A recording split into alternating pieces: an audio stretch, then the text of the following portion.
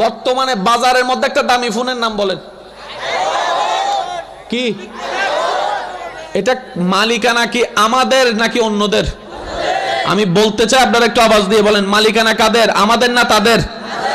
ডলারের নিয়ন্ত্রণ, তেলের নিয়ন্ত্রণ, স্বর্ণের নিয়ন্ত্রণ, আরো জোরে বলেন না, গ্যাসের নিয়ন্ত্রণ, খনিজ সম্পদের নিয়ন্ত্রণ, ফ্যাক্টরির নিয়ন্ত্রণ, বিভিন্ন নতুন জিনিসের আবিষ্কারের নিয়ন্ত্রণ, বিমানের নিয়ন্ত্রণ, হেলিকপ্টারের নিয়ন্ত্রণ।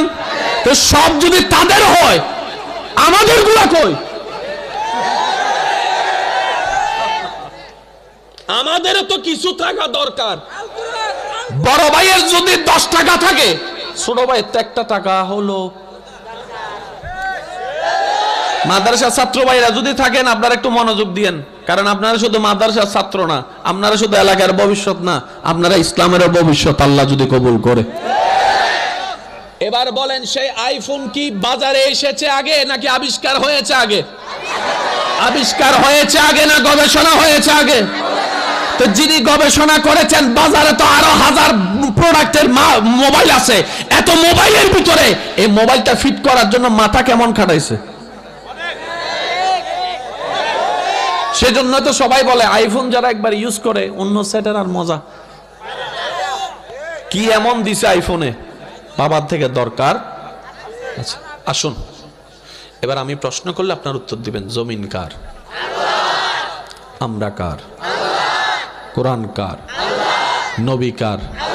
রাজত্ব থাকা দরকার ছিল আমাদের, দুনিয়ার রাজত্ব থাকা দরকার ছিল কমন কথা, কারণ সব তো আমাদেরই, আল্লাহর। আল্লাহরই যেহেতু, আমরা তো আল্লাহকে মানি। নাই কেন? আশা করি শিক্ষিত সমাজ একটু খেয়াল করবেন, মনে রাখবেন আজকে একটা কথা, প্রত্যেকটি ঘটনার পিছনেও একটা ঘটনা। আপনি রাস্তায় মারামারি হতে দেখেছেন, কিন্তু মারামারির শুরুর একটা ঘটনা। চেয়ারম্যান সাহেবের ছেলে হয়তো আমার সাথে একমত পোষণ করবে, এই এলাকায় যত মার্ডার হয়েছে, প্রত্যেকটা মার্ডার যে তারিখে হয়েছে, আমি বলবো সেই তারিখে মার্ডার হয় নাই, আগেই কোনো একটা ঘটনা ঘটেছিল। ওই ঘটনার বাস্তবায়ন 2023 সালে মার্ডারের মাধ্যমে হয়েছে। ঘটনার পরও একটা ঘটনা। এবার আমি বলে যাব, আপনারা শুধু সুবহানাল্লাহর আওয়াজ দিয়ে দিয়ে আমাকে সহযোগিতা করবেন, পারবেন ইনশাআল্লাহ? এবার বান্দা বলে, মাওলা জমিন তোমার, আসমান তোমার, আরশ তোমার, লৌহ তোমার, কলম তোমার, আমরাও মানি তোমাকে।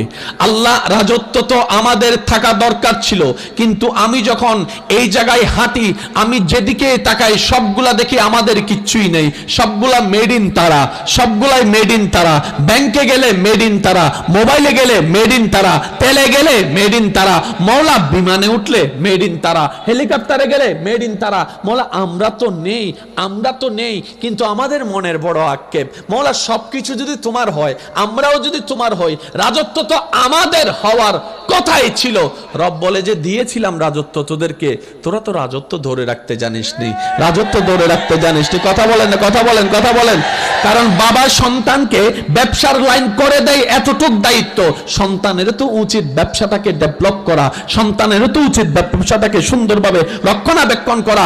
বান্দা বলে, মাওলা কিছু তো একটা দাও। রব বলে যে কোরআন তো দিয়েছি।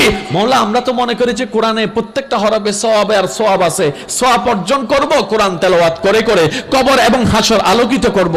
রব বলে যে কোরআন তো শুধু সওয়াবের কিতাব নয়, ইয়াসিন ওয়াল কোরআনিল হাকিম। সুবহানাল্লাহ, জোরে জোরে। ইয়াসিন ওয়াল কোরআনিল হাকিম। আমি আল্লাহ কোরআনকে এমন ভাবে ডিজাইন করেছি, একটা সময় পৃথিবীতে কমার্সের রাজত্ব থাকবে না, আর্টসের রাজত্ব থাকবে না, যেদিকেই তাকাবি বান্দা সায়েন্সের রাজত্ব থাকবে। আর আমি কোরআনকে বিজ্ঞান নয়, কোরআন